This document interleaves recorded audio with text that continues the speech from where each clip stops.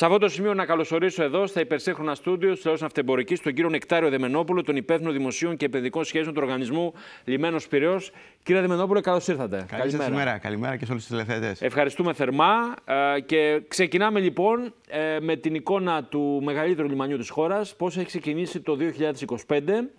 Μας έχετε δώσει και δύο κάρτες, τις οποίες μπορούμε να δείξουμε και να μας περιγράψετε λίγο την πορεία εργασιών της εταιρείας. Βεβαίως. Το 2025 συνεχίζει εξίσου καλά με το 2024 που ανακοινώσαμε πρόσφατα οικονομικά αποτελέσματα, που ήταν μια χρονιά επιδόσεων ρεκόρ για τον οργανισμό Λιμένος Πειραιώς, τόσο από πλευράς εσόδων όσο και κερδοφορίας. Και είναι ιδιαίτερα σημαντικό ότι τα αποτελέσματα αυτά επιτυγχάνονται μέσα σε συνθήκες οικονομικής αβεβαιότητας, όπως αυτής που περιγράφετε. Και ειδικά για το λιμάνι του Πειραιά, μια πρωτόγνωρη συνθήκη να λειτουργεί ολόκληρο το έτος και μέχρι και σήμερα με τη διόρυγα του Σουέζ πρακτικά προσπέλαστη από τις μεγάλες ναυτιλιακές εταιρείες. Ωραία, οπότε μπορείτε τώρα να μας περιγράψετε ήδη την πρώτη κάρτα που μας έχετε δώσει, κύριε Δεμενόπουλε. Μπορείτε να το βλέπετε και στο video wall. Ναι, πολύ ωραία.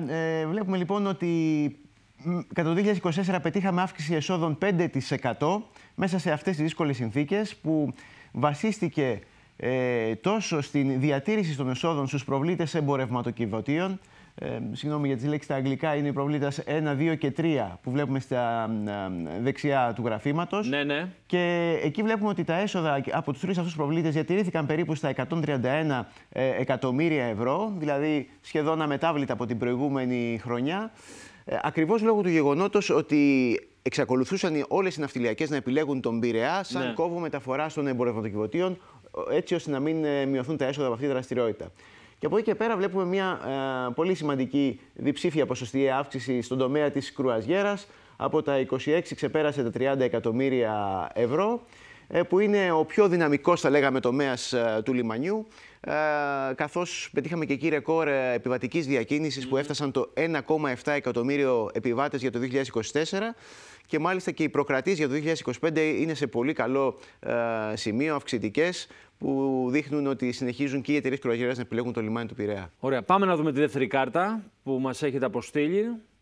Τώρα εδώ βλέπουμε τη λειτουργική κερδοφορία, έτσι. Ακριβώς. Εδώ το γράφημα αυτό εστιάζει στην κερδοφορία, στο EBITDA, όπως έχει επιλέξει να το λέμε, που από τα 116 ανέβηκε και αυτό στα 129, σχεδόν 130 εκατομμύρια. Και σε ένα πολύ καλό περιθώριο κέρδους που φτάνει στο 56%. Συγκριτικά με άλλες εταιρείες είναι ιδιαίτερα ψηλό αυτό το νούμερο, που όπως είπαμε δείχνει και αυτό το στατιστικό την ιδιαίτερα ικανοποιητική απόδοση του λιμένος, την συγκράτηση όσο γίνεται των εξόδων και την σημαντική αύξηση των εσόδων. Ο βασικός πνεύμονας για μια εταιρεία, το EBITDA, το οποίο θα πρέπει να το γνωρίζουμε, έτσι, πέρα από τα καθαρά κέρδη, μετά από φόρους, το ξαναλέμε πάλι, που κοιτούν οι πάντες. Και η τρίτη κάρτα, κύριε Δεμενόπουλε, που θα δείξουν τώρα οι συνάδελφοι. Ναι, εδώ πέρα είχαμε την ιδιαίτερη χαρά να επιστρέψουμε σημαντικό μέρος αυτής της κερδοφορίας στους μετόχους μας που εμπιστεύτηκαν τον οργανισμό σε αυτές τις δύσκολες συνθήκες, όπως είπαμε, και είχαμε και εδώ μια πολύ δυνατή αύξηση από το 1,34 ευρώ αναμετοχή μέρισμα σε 1,92 ευρώ, που σημαίνει μια επιστροφή διανομής μερίσματος 55% επί των καθαρών κερδών για πρώτη φορά στο λιμάνι, και μια μερισματική απόδοση, αν υπολογίσουμε με βάση το κλείσιμο του έτους, στο 6,4%. Πάλι συγκριτικά θεωρούνται από τους επενδυτές, πιστεύουμε, πολύ ικανοποιητικές αποδόσεις και μέσα σε αυτές τις συνθήκες αβεβαιότητας. Ο κλάδος που υπηρετείται ήταν ο μόνος που δεν έκλεισε στην εποχή του COVID. Όταν σταμάτησε η παγκόσμια βιομηχανία, δεν ήταν υποτοπώρο ναυτιλία, νομίζω ότι το ανθρώπινο γένος θα είχε τεράστια προβλήματα.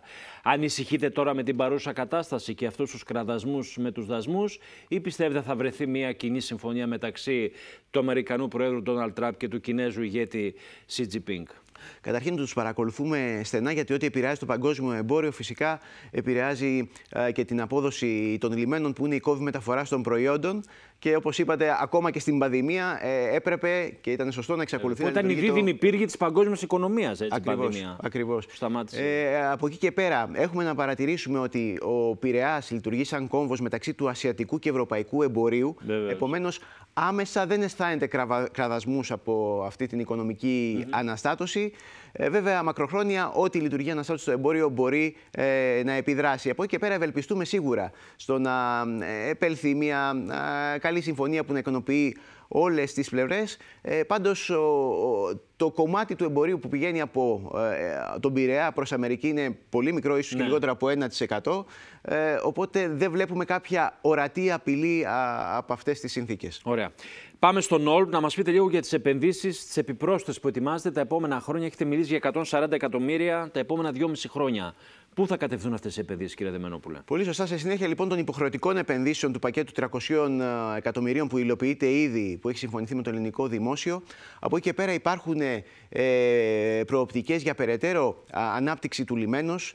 Στόχος μας είναι με την επέκταση της κρουαζιέρας, την κατασκευή 2 νέων προβλητών που θα εξυπηρετεί κρουαζιερόπλοια νέας γενιάς, να προχωρήσουμε στην κατασκευή ενός νέου επιβατικού σταθμού, ενός κτηρίου ορόσημου στην είσοδο του λιμένα που θα υποδέχεται τους επιβάτες της κρουαζιέρας.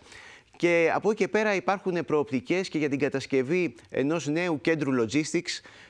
Είναι κάτι που λείπει από τον Πειραιά. Αυτή τη στιγμή υπάρχουν κάποιες αποθήκες, αλλά είναι σε αρκετά παλαιά κατάσταση και θέλουμε να δημιουργηθεί κάτι νέο που θα εξυπηρετεί τις ανάγκες του Πειραιά και θα ενώνεται με το υπόλοιπο κομμάτι του λιμένους και θα δημιουργεί μια μεγάλη ζώνη εμπορίου που θα διευκολύνει το εμπόριο. Οπότε σε αυτούς τους δύο τομείς, κρουαζιέρα, τουρισμό και logistics, βλέπουμε περιθώριο για περισσότερο ανάπτυξη, μεγαλύτερη ανάπτυξη.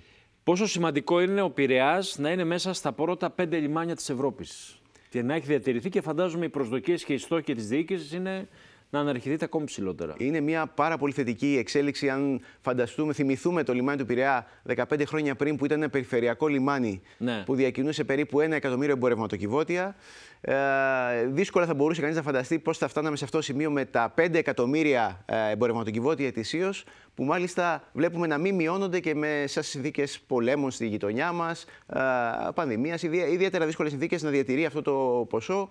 Και είναι πολύ σημαντικό ότι ο Πειραιάς έχει σαν βασικό μέτοχο ένα μεγάλο ναυτιλιακό όμιλο, την COSCO Shipping, που μπορεί και κατευθύνει φορτία προς τον Πειραιά και τον αξιοποιεί και τη στρατηγική του θέση σαν κόβο μεταφόρτωσης. Ως ένα από τα υψηλόθυμα στελέχη του ομίλου του Όλπ και της COSCO, πώς βλέπετε την πορεία της Ελλάδος, την εικόνα, και πώς μας βλέπουν οι ξένοι? Δηλαδή, σε σχέση με τα προηγούμενα χρόνια, είμαστε πραγματικά μια χώρα που μπορεί να τρέξει και τις μεταρρυθμίσεις και να γίνει σημείο αναφοράς για όλους τους μεγάλους ομίλους εδώ στην Ελλάδα, κύριε Δεμένοπουλε? Σαφώς βλέπουμε αλλαγή του κλίματος. Το εισπράττουμε και μέσα από τις συναντήσεις μας με επενδυτές, με επενδυτικές εταιρείες τα τελευταία χρόνια, που βλέπουμε με πολύ μεγαλύτερο ενδιαφέρον και σε αριθμό, όλο και περισσότερες συναντήσεις βλέπουμε να προσεγγίζουν τις ελληνικές εταιρείες σε εκδηλώσεις που συμμετέχουμε. Το βλέπουμε και μέσα από τους αριθμούς, καθώς σημαντικός παράγοντας της αύξησης των εσόδων του Οργανισμού Λιμένος Πειραιώς είναι η αύξηση των εισαγωγών-εξαγωγών, που ενισχύει ιδιαίτερα και τα δικά μας έσοδα, αλλά κυρίως δείχνει και το αποτύπωμα, την πρόοδο της ελληνικής οικονομίας. Το βλέπουμε και στα εμπορευματοκιβώτια και στις εισαγωγές αυτοκινήτων, ότι υπάρχει τα τελευταία χρόνια μια σταθερή αυξητική πορεία. Μιλήσατε για πολύ μεγάλη αύξηση στις προκρατήσεις για την κουραζιέρα. Θα πατήσει γκάζι φέτος η κουραζιέρα? Πώς τα βλέπετε, με δεδομένο ότι ουσιαστικά η καλοκαιρινή σεζόν τουριστική ξεκινάει με το Πάσχα, επειδή είναι και των Καθολικών και των Ορθοδόξων, 20 του μηνός? Σωστά, έτσι δείχνουν όλα τα στοιχεία. Πηγαίνουμε από τα 810 κουραζιερόπλοια που εξυπηρετήσαμε το 2024 να βλέπουμε να ξεπερνούμε τα 900 για το 2025, και ακόμα και για το 2026 είναι πολύ θετική η δυναμική. Και θα ήθελα να υπογραμμίσω ειδικά για την κουραζιέρα ότι το μεγαλύτερο κομμάτι των επιβατών που εξυπηρετούμε είναι home porting, όπως ονομάζουμε, δηλαδή επιβάτες που έρχονται αεροπορικώς στην Ελλάδα, στην Αθήνα, και ξεκινούν την κουραζιέρα τους και τελειώνουν στο λιμάνι του Πειραιά. Δηλαδή, επιβάτες που διανυκτερεύουν στα τοπικά ξενοδοχεία, μένουν και εξοδεύουν περισσότερο στην ελληνική οικονομία, που ήταν και από τους βασικούς μας στόχους.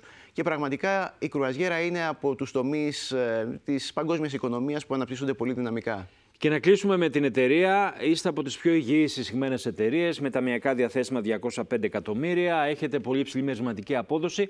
Πόσο σημαντικό είναι για το management του Όλπ να έχει ικανοποιημένους μετόχους? κύριε Δεμενόπουλε? Είναι από τις βασικές μας προτεραιότητες.